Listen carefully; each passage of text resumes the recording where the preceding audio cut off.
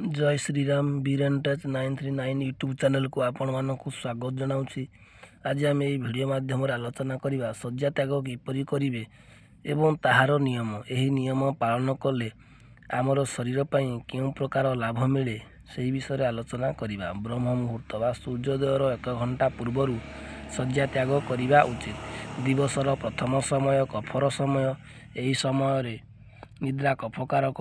सूर्योदय पर निद्रित रहिले कफ वृद्धि होई देहरे एवं मस्तिष्क जड़ता आसे। निद भांगिला परे हठात सेजरू उठी न जाई चित होई गोड़ हाथ सीधा करी एक सांगरे डाकी आनिब एवं दुई हाथर कोहणी द्वारा यकृत स्थान को दुई पाख पिंजरा तल को चापी दे पुनर्बार दुई हाथ एवं गोड़ को सीधा करिवो। एहीपरि 3-7 करिबा परे 5-7 थर एपाख सेपाख मोड़ी होई 2-3 मिनिट मुह माड़ी सोई शଯ୍या त्याग करियाकू हेबो। एपरि कले झाड़ार उद्वेग सहजरे आसीबो एवं यकृत कार्य भल हेबो। यकृत दोष थिले उपरोक्त व्यायाम द्वारा बिना औषधरे निर्दिष्ट होइजिबे। जेउमानकर यकृत दोष नाही सेमाने उपरोक्त व्यायाम कले मध्य कौनसी क्षति हेबो नाही। तथापि सप्ताहरे 2-3 थर एपरि कले पुनर्बार यकृत दोष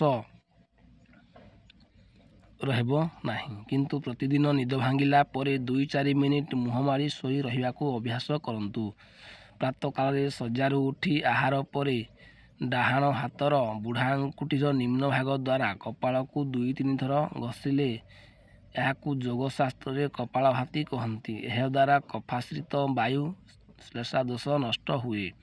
प्रातः काल निदरू उठी और संध्या बेले तर्जनी विष आंगुठी द्वारा कान भितरे घषि देवे।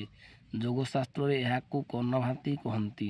यह द्वारा जावतीय कर्ण रोग भल होता है एवं भविष्यत कौनसी कर्ण रोग हेबार आशंका न थाए।